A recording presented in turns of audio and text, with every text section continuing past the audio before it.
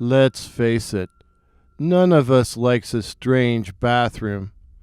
For certain, shall we say, private functions, we prefer a familiar setting.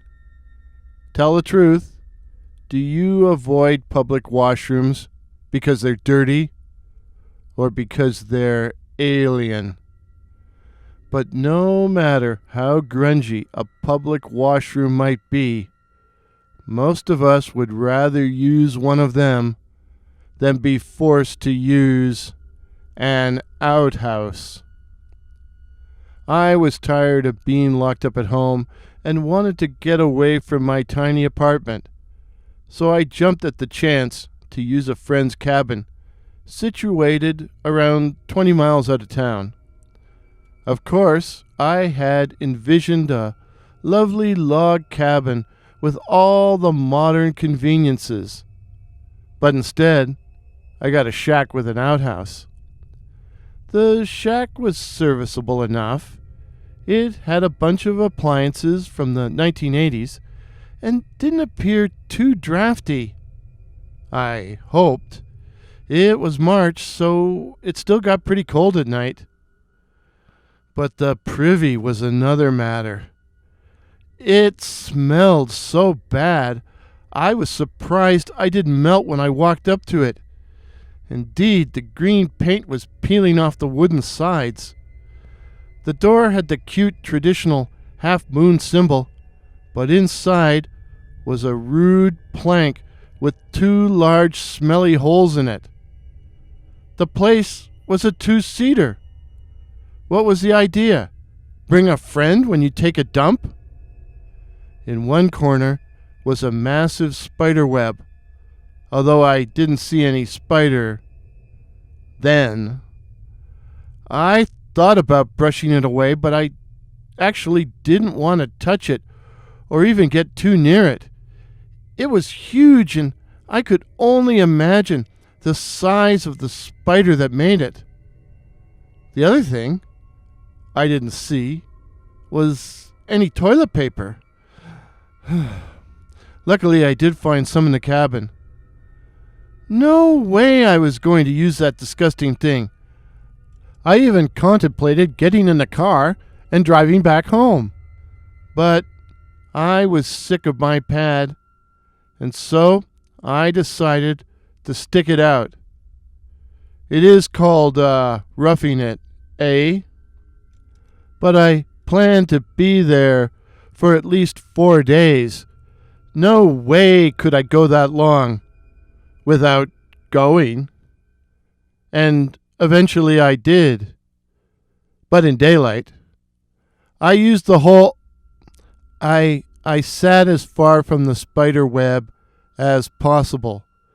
The spider put in an appearance the instant I sat down on the cold, hard plank. It was huge, hairy, and British racing green, and it sat there in the center of its web, regarding me with malevolence, indifference. Whatever it was, it sat there, completely, ominously still. Bottom line, I didn't linger over my business. I tried to find out what kind of spider it was, of course. But let's face it, unless you're an expert, they all look alike. Besides, the internet is really slow out here. 20 miles out of town, and it was dead slow. Dead slow. Oh well, I came here to catch up on my reading. Unfortunately, the only books I brought were Lovecraft and Kafka. Hardly uplifting.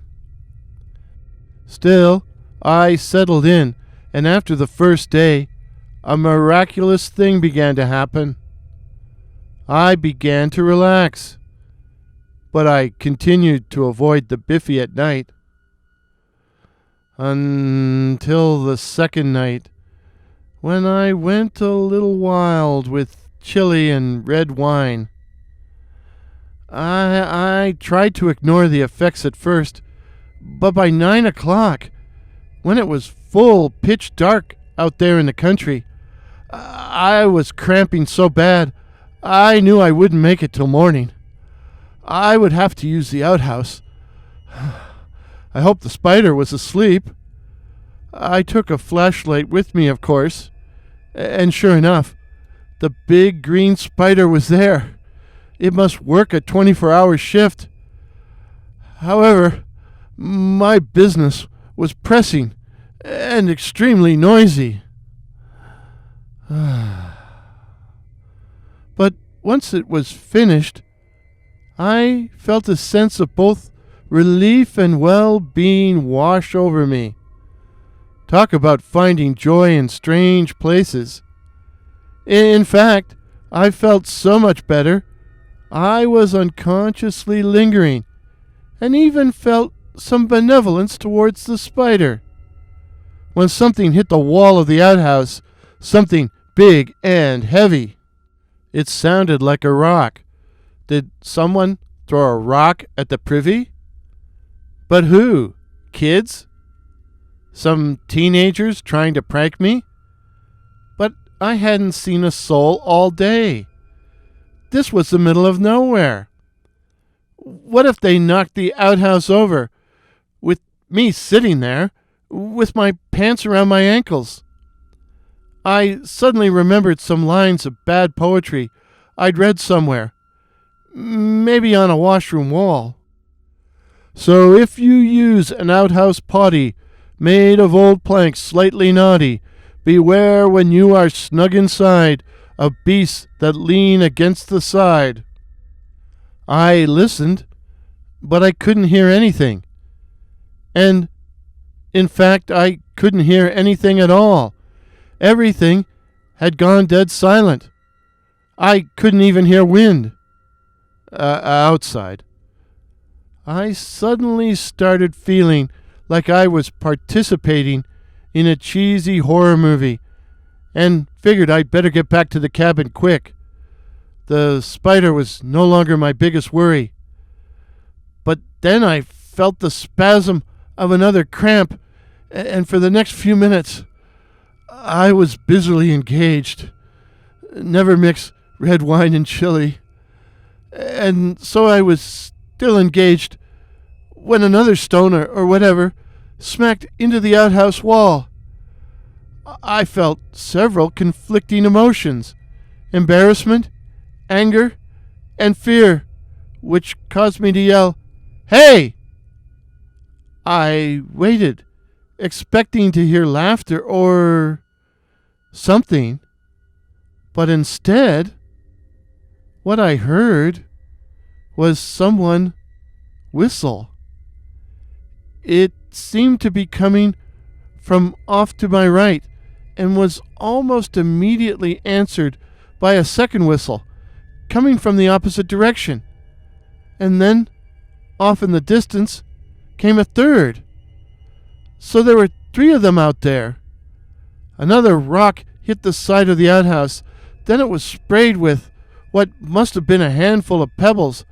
I had to get out of there, whether I shit myself or not. But I didn't want a bunch of punk kids seeing me run bare-assed back to the cabin, leaving a trail behind me like I was Diarrhea Dan or something. The whistling had been going on the whole time, over the other sounds of, you know. But now there was still another sound. Approaching footsteps. Heavy, ponderous approaching footsteps. These weren't the footsteps of kids, but of grown men. Big men.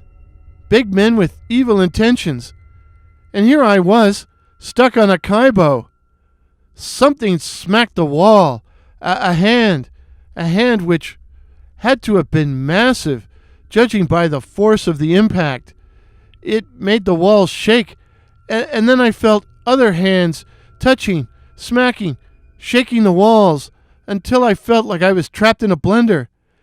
And then I realized they really were trying to knock the outhouse over. I was yelling and swearing by then, as I wiped myself and tried to pull my pants up, but my shouts got a response I sure wasn't expecting. A series of loud screams and growls, far louder than me. Just what the hell was out there? The privy was beginning to tilt at a dangerous angle. I threw open the door and began to stumble towards the cabin. It's hard to run with your pants around your ankles. I tried to look behind me without falling on my face, but of course, in all the excitement, I left the damn flashlight back in the biffy. But in the darkness, and it sure gets dark out in the country at night, I could see huge shapes moving around. Could they be bears? No way! Bears don't whistle, and they sure as hell don't throw rocks. I managed to get back inside the cabin, hearing heavy footsteps behind me all the way, and 10 seconds after I slammed the door closed, something smashed into it so hard I was sure it would burst open. I stood there in silence, hardly daring to breathe. I could hear them moving around the outside of the cabin now. Then heavy paws or feet stamping across the porch. My pants were still around my ankles. I was covered in shit and I'd pissed myself. Outside the things. Were they Bigfoot? I didn't know we had them around here. Outside the things continued to walk around the building, hitting the wall and throwing rocks. And then, in the window, at the front of the cabin, I saw a pair of eyes. Red eyes. They were huge, and at least 3 times the size of a pair of regular human eyes. I could not make out a face in the Stygian darkness outside the window, but the creature was obviously humanoid, and I became terrified that it was about to break the glass and get at me. I retreated into the inner bedroom, which lacked windows, and shut the door. Not that it offered me any protection from beings which could make the cabin shake with their pounding. I cowered in sheer terror and lost control of my bowels and bladder. Again, I heard the sound of breaking glass. And then I heard drumming. Drumming! I was sure of it. Could these things actually be human? Or partly human? The pounding and the stomping went on all night, but morning finally came. For a long time, I didn't dare leave the bedroom, but eventually I cracked open the door. The front window was broken. Glass shards covered the hardwood floor. But it didn't look like the things had attempted to come inside. Outside, on the porch, the front steps, all around the outside of the cabin, were big piles of dung, as if my assailants had added insult to injury by defecating. The outhouse had been completely turned over, leaving a big, smelly hole in the ground. They had smashed all the windows of my vehicle and left great dents in the hood and along the sides where they had pounded it with their fists. But it was still drivable. I ran back inside the cabin to grab my stuff and was hurrying towards the vehicle when I heard someone, or something, whistling from the trees. And then I was hit on my arm by a rock.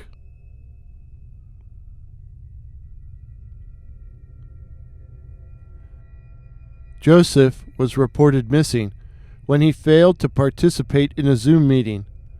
The friend who had loaned him the cabin went to investigate and found the place trashed, the outhouse overturned, and his friend's vehicle, which was still drivable, with all its windows broken. But a subsequent investigation by the provincial police failed to find the missing man, and Joseph remains missing to this very day. The moral of the story? If you have to go, go at home, where it's safe. Unless it's really true that snakes can climb up through the pipes and bite you on the...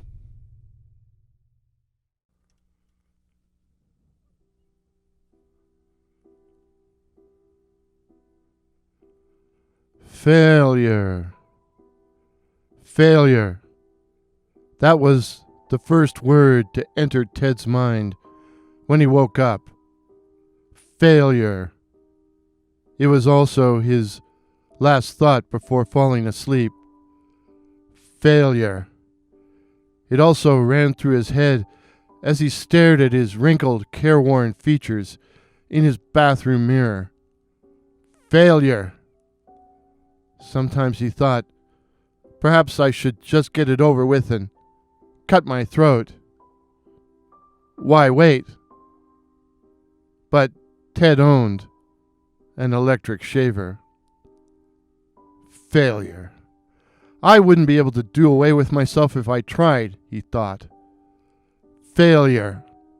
Ted lived alone. He was a widower, and they had never had kids. He had left his job of 30 years the previous autumn, on the first day it was possible for him to go. And he now found himself adrift, or, as he put it, put out to pasture. Ted had lived for his job after his wife had died. It was his life, even though his workplace achievements were exceedingly modest. Actually, all he had achieved in the end was failure. Failure. No one from work missed him, and when he was honest with himself, he realized he didn't miss them either. All he had had with his colleagues was a veneer of friendship.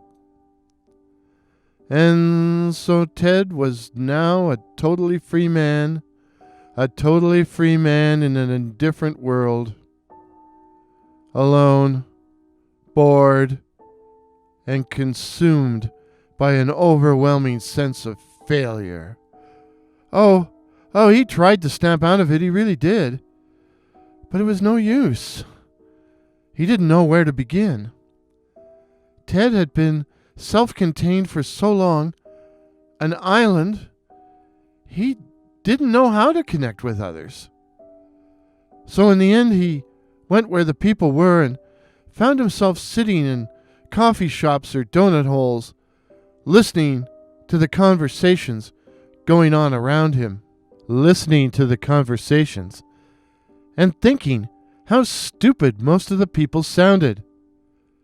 They were just fools. And so Ted passed his winter of discontent. It was in the early spring that Ted decided to go camping. Ted had grown up in nature and had enjoyed the outdoors, and he thought he might find peace. He might find peace there. Not owning any camping equipment, he spent several busy days buying everything he needed and found the activity kept his dismal thoughts at bay. Feeling better than he had in months, Ted headed north, far north. He stopped at a busy resort area and, leaving his car, hit the trail into the northern boreal forest. It was still early spring, so he encountered very few people as he hiked further and further into the woods. Ted had determined to go off trail to find a spot where he could be alone and commune with nature, and see if it really would be a healing balm for his troubled soul. After several hours of hiking, Ted settled in a small clearing about 100 yards from the nearest path. He pitched his small tent, gathered up some wood, and soon had a blazing fire going. Ted had brought a Mickey of dark rum along, and he nipped at it as he ate his meager supper. Soon the darkness took control, and Ted found himself alone again, staring at the fire. And with all the hurry and activity of the past few days finished and gone, he found himself suddenly swept by a crashing wave of desolation and despair. Despair. And his mind was filled with a word that rang in his head over and over again. Failure. Failure. Ted swallowed some more of the dark, sweet rum to try to stifle his thoughts, or at least kill the pain. Where had it all gone wrong? Ted had tried so hard not to waste his life, only to waste it. An unhappy marriage, his wife's long, slow, painful death from cancer, his mediocre career. He had meant so well, only for everything to have gone wrong, wrong, wrong, wrong, wrong. Failure. A slow procession of bitter memories crawled through the corridors of Ted's mind. And suddenly, he remembered a science fiction movie he'd watched as a young man, The Incredible Shrinking Man. In the very last scene, when the shrinking man has almost shrunken away to nothingness, he stares out a basement window at the night sky and has an epiphany, saying, "To God, there is no zero. I still exist." "Do I?" Ted said out loud. "Do I exist? or am I less than zero? Less than zero. Hey, that was a song." Ted tried to force a laugh, but it came out a sob. He thought back on all those dumb conversations during his university days. If a tree falls in the forest, does anyone hear it? "If Ted dies in the forest, does anyone notice?" he croaked, as he sat slumped before his rapidly dwindling fire, a drunk and desolate old man. A twig snapped, the sound loud as a rifle shot. Ted looked up with a start, no longer in sorrow, but now in fear. Something was out there in the darkness. Something was watching him. Watching him. He could feel it. Actually feel it. And then something stepped into the feeble light cast by the fire. It was at least 8 feet in height, broad, incredibly broad, and covered with thick grayish fur. And Ted realized he was looking at a Sasquatch. It was ape-like, but it wasn't an ape, for the face was human. The Sasquatch, or whatever it was, stood regarding him with a pair of glowing red eyes which may have been reflecting the glare of the fire, but eyes that were also intelligent, and which radiated a sense of empathy? Empathy and concern? As if it cared about this old man, alone, in the middle of the darkened forest. Ted stared into those deep glowing eyes and felt a sense of immediate connection. Connection and communion. And without knowing why, he raised his right hand, palm outwards, in a gesture of greeting. The giant also raised its huge right hand, palm outwards, in a gesture of recognition. And then it was gone. Ted staggered to his tent and passed out, and in the morning he returned to the city. Ted is still alone, and yet he is not lonely. His days are now spent doing volunteer work, and while he doesn't have any close friends, there are many who hold him in esteem. Ted has never told anyone about his experience, but he has no doubt that he saw a Sasquatch, saw and communed with it, and that the occurrence was real. And with that has come an almost supernatural sense of wonder, of awe, and a growing belief that perhaps all the things that happened to him, all his many disappointments, may just have happened for a purpose beyond his understanding, and beyond his understanding of success and of failure. It is winter now, but in the spring, Ted is planning to go camping, for Ted has seen the Sasquatch, and the Sasquatch saw Ted. The moral of the story? In God, there truly is no zero.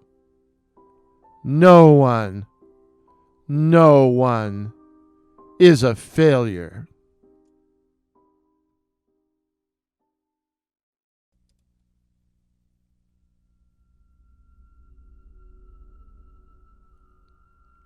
One weekend, I decided to go camping alone. It was a strange impulse. In the past, I'd always camped as part of a group, but now, here I was in the wilderness, all by myself. Also, I'd left the main trail to explore off the grid, something else I had never done before. I'd even left my Glock and my phone at home. I didn't even have any bear spray. Weird. I decided to set up camp in a small clearing surrounded by dense forest. I don't know why I selected this particular spot, which was dark and claustrophobic. I just felt compelled to stop, compelled to spend the night. A solitary path led out of the clearing and into the deep, dark woods. I decided to explore it, but as I walked along the path, it got darker and darker, as well as deathly silent. There was no sound. There were no animals moving through the underbrush. No birds sang. I couldn't even hear the wind in the trees. Nothing. I then came upon a larger clearing with more dark forest on the other side, and there I froze. Something was watching me, something I couldn't see, but something that had its eyes on me. I stepped out into the open, and a large stone came whizzing out of the trees on the far side and landed at my feet. I was so startled, I instinctively yelled, "What the?" Another stone, this one bigger, came sailing through the air, forcing me to leap aside. The third stone, rock, hit me right in the middle of the forehead and knocked me to the ground. It drew blood. I sat stunned, dazed by what had happened, dazed by the attack, and when I looked up, I saw it. It must have been at least 10 feet tall and 4 feet wide, covered in thick grayish fur. But it was the face that arrested my attention. It was more human than ape-like. Yet, from the mouth, there hung 2 huge reddish fangs. The thing, this Bigfoot or Sasquatch or whatever it was, began to pound its broad, hairy chest with its 2 enormous fists, like it was King Kong or something. So I snapped out of it and turned and ran. Big mistake. I heard the thing behind me, its humongous feet striking the path and making the earth tremble, and as we ran along, the thing would stop and grab rocks, which it would throw at me, hitting me in the back as I ran, convulsed with terror. It was obvious I wouldn't be able to outrun the thing. It was also obvious it was toying with me. So I turned and faced it. It was upon me instantly, towering over me, and then it enveloped me with arms as wide as the limbs of a tree, and began choking, began crushing the life out of me. The stench was overwhelming, a mingled odor of shit, piss, and wet garbage. It was so awful. It was a mercy to black out.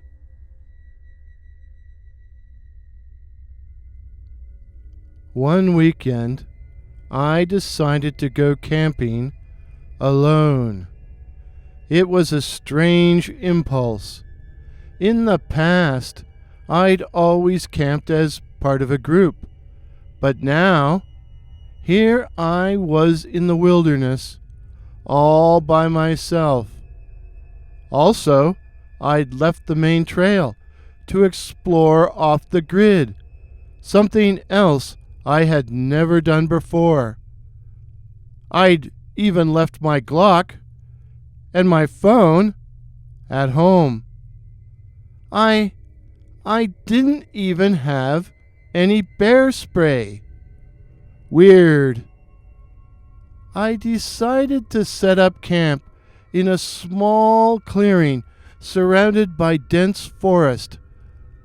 I don't know why I selected this particular spot, which was dark and claustrophobic. I just felt compelled to stop, compelled to spend the night. A solitary path led out of the clearing and into the deep, dark woods. I thought about exploring it, but some strong impulse told me not to. It began to get dark. I frantically began gathering firewood and soon had a bonfire going, which cast a lurid orange glow over the trunks of the surrounding trees. I might have made supper then, but I hadn't brought any food with me, which didn't make any sense. Nor did I have anything to smoke or drink. So I sat there, staring into the fire, and the whole time I knew someone was staring at me from somewhere out in the darkness. I caught myself losing concentration, falling asleep, even though there was someone or something out there watching me and possibly wanting to do me harm. In the end, I figured I was safer inside the tent. I went into the tent and immediately fell asleep, and then woke up with a start. Someone was walking around just outside the tent. I lay in the dark, petrified with fear, when I heard him, and it was a him, chuckle. "Who's there?" I screamed. Then nothing. No movement, no sound, and then the same low, menacing chuckle. Blundering in the darkness, I unzipped the tent, stuck my head out, and rough hands grabbed me by the hair as the knife slit my throat. Serial killer!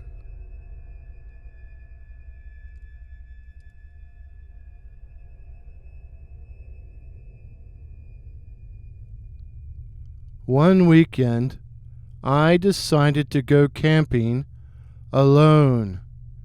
It was a strange impulse. In the past, I'd always camped as part of a group, but now, here I was in the wilderness, all by myself. Also, I'd left the main trail to explore off the grid, something else I had never done before. I'd even left my Glock and my phone at home. I didn't even have any bear spray. Weird. I decided to set up camp in a small clearing surrounded by dense forest. I don't know why I selected this particular spot, which was dark and claustrophobic. I just felt compelled to stop, compelled to spend the night. A solitary path led out of the clearing and into the deep, dark woods. I decided to explore it. But as I walked along the path, it got darker and darker, as well as deathly silent. There was no sound. There were no animals moving through the bushes. No birds sang. I couldn't even hear the wind in the trees. Nothing. I came to a bend in the trail, and when I turned the corner, I saw something white lying on the ground about 100 yards from where I stood. I took a tentative step forward, and then the white thing sat up in a crouching position. I could see a muscular, smooth white body, 2 dark eyes, a mouthful of sharp white teeth, and claws, long, sharp, black claws. The Rake! It shrieked, a cold, harsh sound which made me lose control of my bowels. And then it charged me so damn fast I didn't have time to...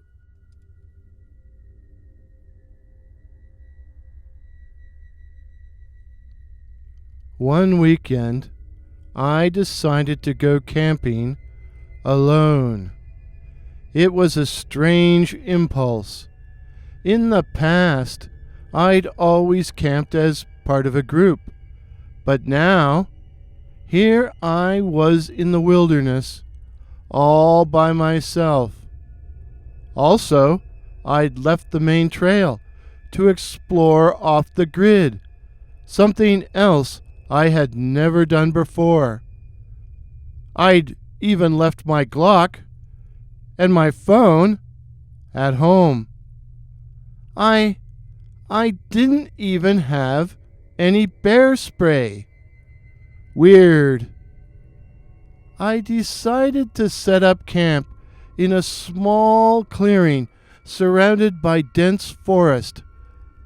I don't know why I selected this particular spot, which was dark and claustrophobic.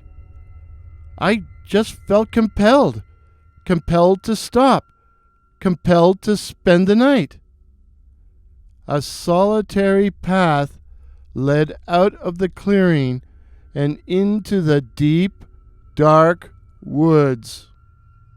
I thought about exploring it, but some strong impulse told me not to. It began to get dark. I frantically began gathering firewood and soon had a bonfire going, which cast a lurid orange glow over the trunks of the surrounding trees. I might have cooked supper then, but I hadn't brought any food with me, which didn't make any sense. Nor did I have anything to smoke or drink.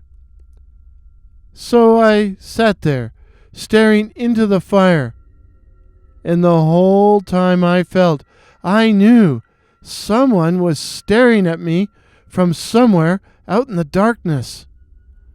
I found myself losing concentration, falling asleep, even though there was someone or something out there watching me and possibly wanting to do me harm. And then she was there, standing at the spot where the glow of the fire met the surrounding darkness. I had never seen her before, yet I recognized her. She was a composite of every woman I had ever loved, her lovely features shifting in and out of clear focus like a holographic image. "Come," she whispered softly, but the sound was magnified and had a metallic quality, as if played through a speaker. But still I came, walking, staggering towards her, like a drunken man. She held out her arms to me, and I found myself in her embrace. I was suddenly overwhelmed by the stench of rotting meat, and suddenly realized I was in the arms of a corpse. And then she sank her fangs into my jugular vein. Vampire!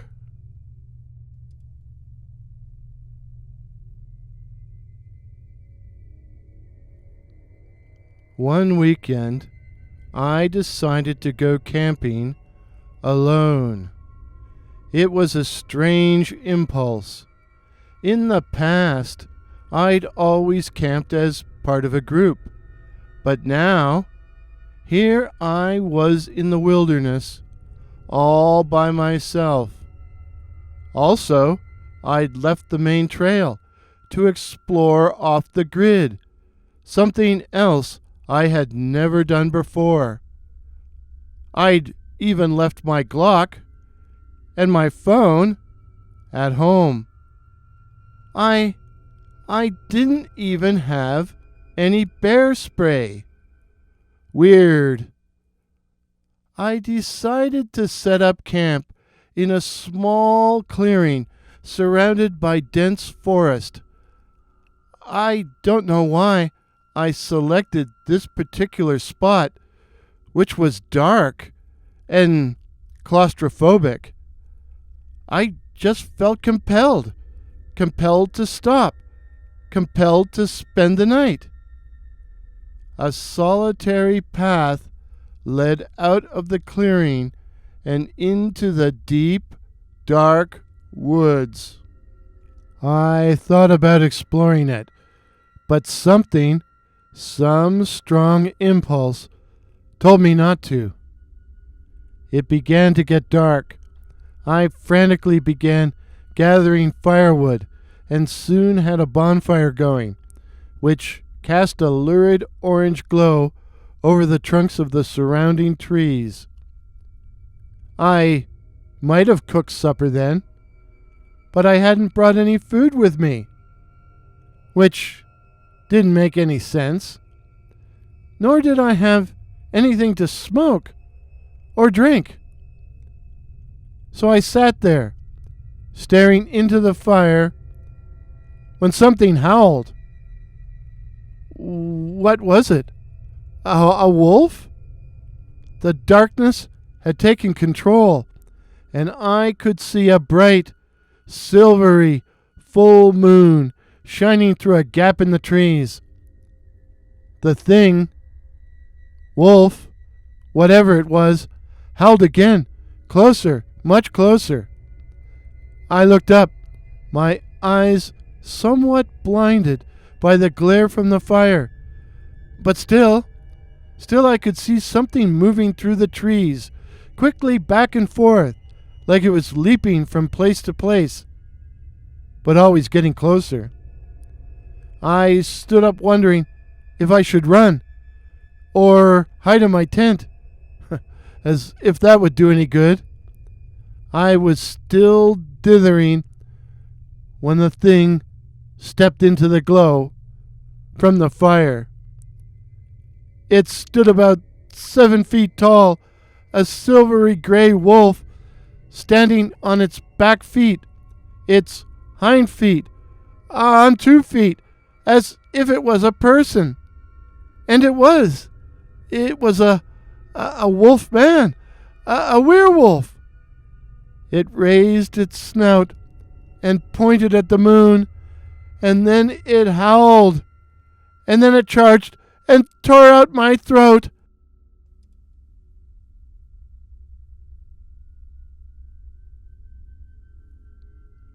One weekend, I decided to go camping alone.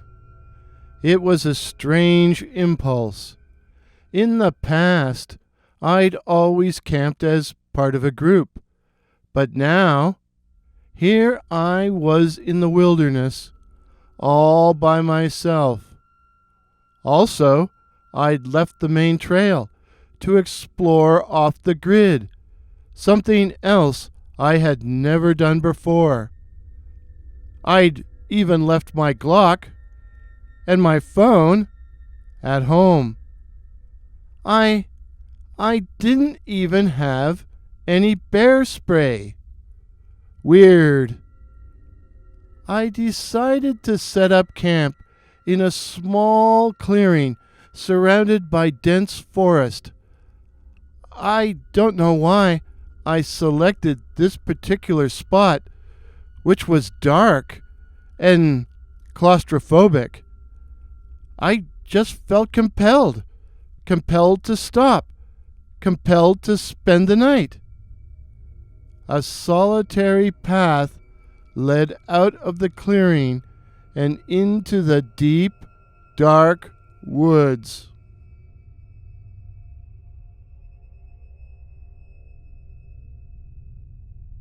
I thought about exploring it, but I was too tired.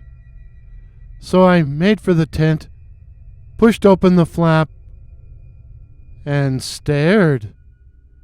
It was lying atop my sleeping bag like a beached whale, an obese man with glasses, a white beard, and an orange toque. He might have looked benevolent, but something was off. More than a little off. "Who are you?" I blurted. "And what does this mean?" The fat man flashed a Cheshire cat grin and said, "It means that this is the end."